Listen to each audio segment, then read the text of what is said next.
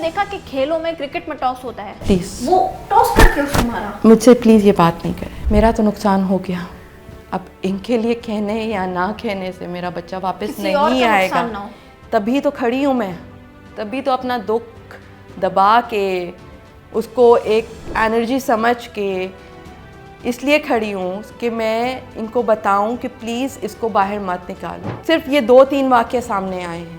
एक दिन वो तशद्दुद करके फेंक देता है, दूसरे दिन वो किसी को तशद्दुद करके जान से मार देता है, तीसरे दिन पता नहीं वो अब निकलेगा तो वो तीसरा क्या करेगा और चौथा क्या करेगा, या पास्ट में वो क्या करता आया है। इस ऐसे जानवर की, ऐसे हैवान की, ऐसे भयानक इंसान की का बाहर होना नहीं है। मैं चाहती हूँ कि इसको वही सज़ाएं, वही तकलीफ़ें, इसको वही तकलीफ़ें दी जाए जिस तरह से इसने मेरे बच्चों को तकलीफ़ें दी। इसलिए अल्लाह से मौत मांगे और उसको अल्लाह मौत ना दे।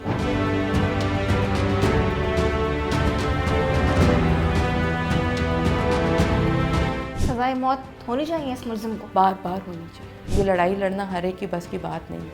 वो अगर नहीं आगे आना चाह रहे, वो नहीं FIR करना, वो उनकी अपनी चॉइस है, but she is the victim. उस पर जुल्म हुआ, इस बारे में मैं कुछ नहीं बोलूँगी।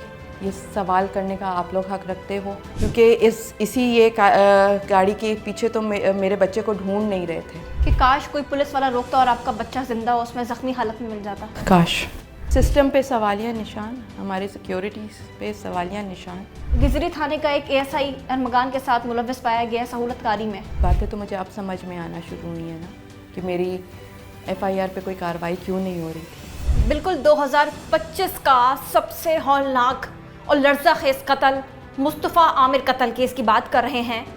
मुस्तफ़ा आमिर की वालदा जो वजीहा आमिर है, उस पर क्या गुजर रही है, किस तरीके से वो अपने बेटे का कत्ल इस तरीके से देखती है कि उसके बेटे को जिंदा जलाया जाता है, और वो माँ अपने मुस्तफ़ा आमिर, अपने लगते जिगर की लाश को जब देखती है तो कुछ नहीं बचता उसके अंदर। और मरकज़ी मुलजिम अरमगान जो है और उसका जो वालिद है, मुबैना तौर पर बचाने की कोशिश में है अरमगान को। केस लेकर चल रहे हैं इनके घर वाले मुस्तफ़ा आमिर के। इस वक्त हमारे साथ जो है वो मकतूल मुस्तफ़ा आमिर की वालिदा मौजूद है। बात यहाँ पर मंशियात की नहीं, बात यहाँ हो रही है कत्ल की, बेदर्दी से लर्ज़ाखेज़ कत्ल की, जो कि 2025 का हम देखते हैं या साल का सबसे बड़ा कत्ल, सबसे ख़तरनाक कत्ल यही नज़र आता है। जी हाँ, आमिर मौजूद हैं और आपको लिए चलते हैं उनकी तरफ।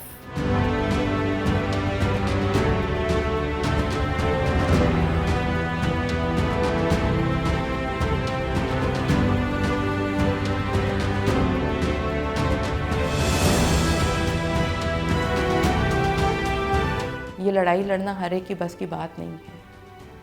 वो अगर नहीं आगे आना चाह रहे, वो नहीं FIR करना, वो उनकी अपनी चॉइस है, but she is the victim.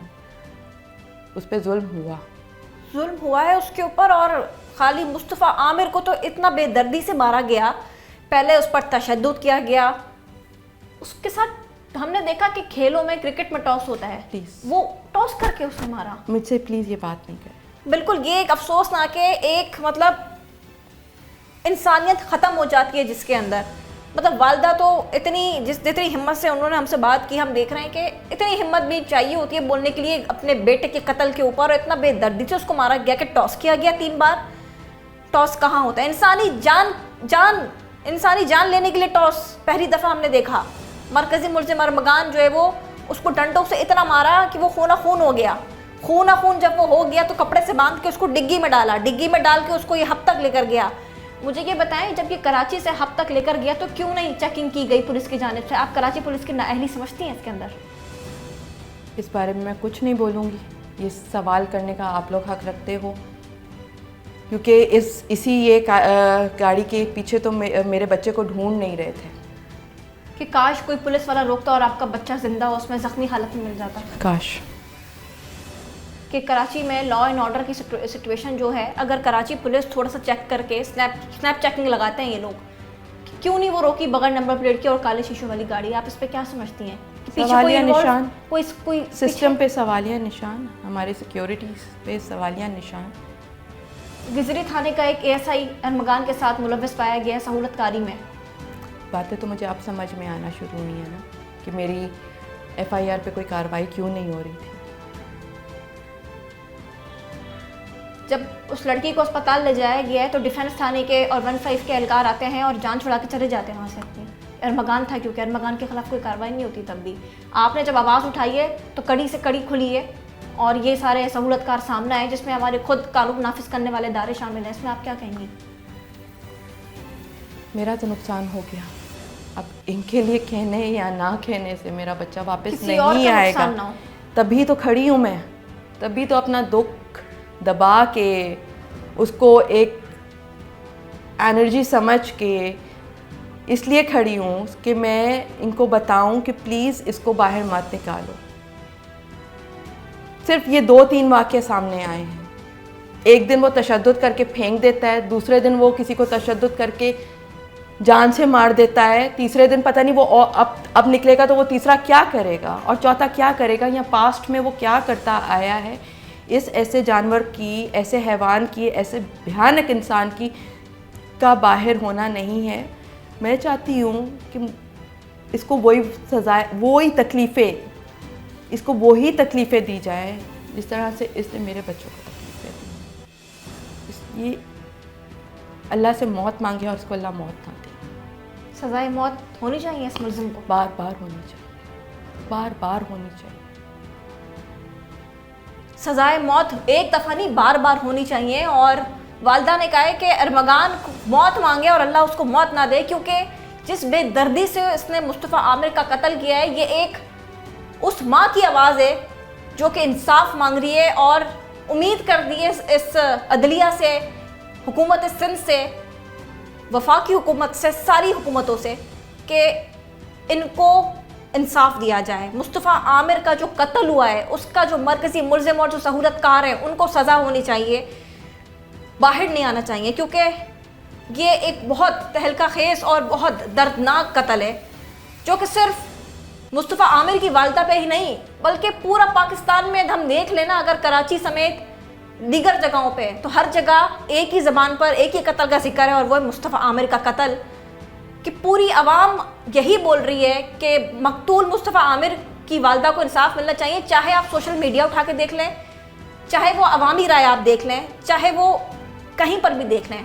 इस इंटरव्यू का यही मकसद है कि जो आला हुक्काम हैं, जो कानून नाफिज करने वाले इदारे हैं, वो इस रोती माँ का सुने जिसके बेटे को बुरी तरीके से कत्ल किया गया। जहाँ तक बात शुरू होती है कि मंशियात की सप्लाई या वीड की सप्लाई या मंशियात की, तो वो केसेस तो चलते रहेंगे, लेकिन असल केस तो यही है कि मुस्तफ़ा आमिर को जिस तरीके से मारा गया है ये नाकाबिले बर्दाश्त किया, ये नाकाबिले बिल्कुल बर्दाश्त नहीं किया जा सकता। ये तो इस पर मुस्तफ़ा आमिर की वालदा ने यही कहा है कि मरकज़ी मुलज़िम अरमगान को बार बार सजाए मौत होनी चाहिए और वालदा का यही कहना है कि जब तक इंसाफ नहीं मिलेगा, भले जितने साल लग जाए, वालदा इसी तरीके से अपने बेटे की मौत के जिम्मेदार आदमी अरमगान को, उस हैवान नुमा बंदे को सज़ा दिलवा कर ही रहेंगी। खाली मुस्तफ़ा आमिर की वालदा ही नहीं बल्कि मुस्तफ़ा आमिर का वालिद भी खुद अपने बेटे की मौत के ऊपर, अपने बेटे के कत्ल के ऊपर खड़ा हुआ है और दोनों माँ बाप अपने बेटे के मौत का बदला लेकर रहेंगे और अदलिया से इंसाफ की अपील की है। क्योंकि जब हमारे इनके वालिद से बात हुई थी, जब कब्र कुशाई वाले दिन, उन्होंने यही कहा था कि अदालत से मुझे इंसाफ चाहिए। तो अभी तफ्तीश की जा रही है इस केस के ऊपर। मुस्तफ़ा आमिर की वालिदा वजिया आमिर ने हमें वक्त दिया और हम इस 24 न्यूज़ और सिटी 21 के ज़रिए ये अवाम तक, आला हुक्काम तक पहुँचाएँगे इनकी आवाज़ को, और मीडिया भी यही कोशिश करेगा कि इनकी आवाज़ ज़्यादा से ज़्यादा दिखाई जाए, ताकि किसी ना किसी ज़रिए सबके साथ सब मिलकर जो है वो मुस्तफ़ा आमिर की वालदा को और इनके जो वालिद हैं और इनके घर वाले हैं, इनको जो है वो इंसाफ दिलवा सकें। मुझे दीजिएगा इजाज़त। अल्लाह हाफ़िज़।